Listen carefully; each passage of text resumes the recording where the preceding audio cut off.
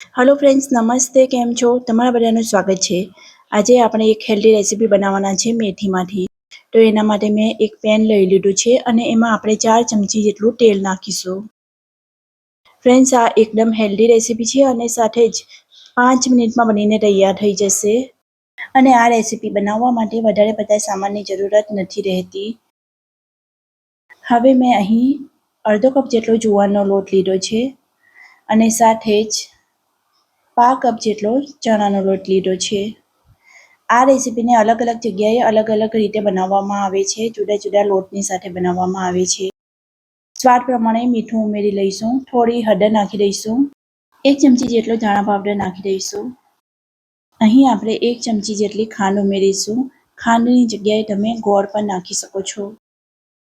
ખાંડ કે ગોળ નાખવાથી આ રેસીપી એકદમ ટેસ્ટી બનીને તૈયાર થશે।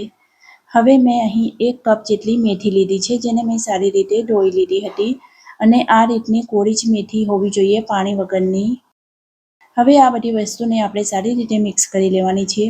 આ રેસીપી તમે કોઈ બીમાર વ્યક્તિ માટે પણ બનાવી શકો છો અને આ તમે નાસ્તા માટે પણ બનાવી શકો છો।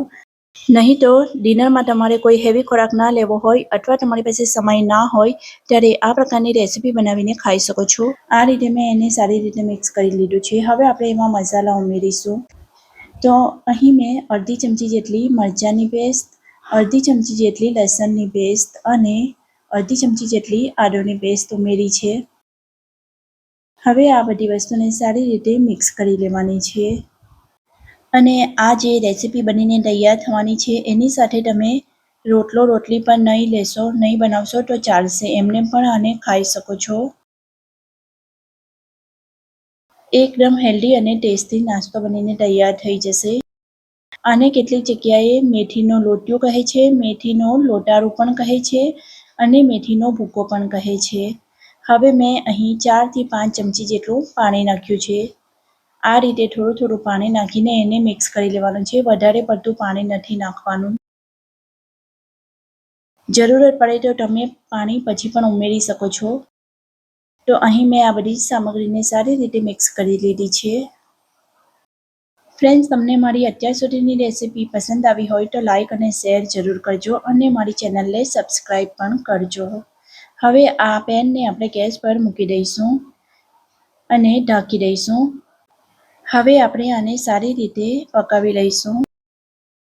વચમાં થોડી થોડી વારે આ રીતે ખોલીને ચલાવી લેવાનું છે, જેથી કરીને લોટિયું સરસ રીતે ચડી જાય, મતલબ કે કૂક થઈ જાય। તો આ રીતે હલાવતા રહેવાનું જરૂરી છે।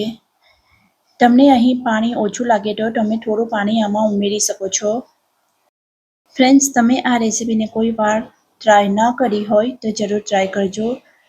એકદમ ટેસ્ટી અને હેલ્ધી છે, સાથે જ ફટાફટ બનીને તૈયાર થઈ જશે। હવે આપણે પાછું ઢાંકણ ઢાંકી દઈશું અને થોડી વાર માટે ચડવા દઈશું। તો અહીં આપણો લોટિયો બનીને તૈયાર છે। હવે ગેસની ફ્લેમને બંધ કરી લેવાની છે। તો અહીં આપણું ગરમા ગરમ લોટિયો બનીને તૈયાર છે। એકદમ સ્વાદિષ્ટ હેલ્ધી લોટિયો બનીને તૈયાર છે। તો આજની મારી આ રેસીપી તમને કેવી લાગી એ કમેન્ટમાં જરૂર જણાવજો અને તમે આ રેસીપી જ્યારે પણ ટ્રાય કરો ત્યારે પણ મને કમેન્ટમાં જણાવજો કે તમને આ રેસીપી કેવી લાગી। ઉમ્મીદ કરું છું આજની મારી આ રેસીપી તમને પસંદ આવી હોય। રેસીપી પસંદ આવી હોય તો લાઈક અને શેર કરી દેજો અને મળીએ છીએ એક બીજા વિડીયો સાથે। ત્યાં સુધી bye bye, thanks for watching.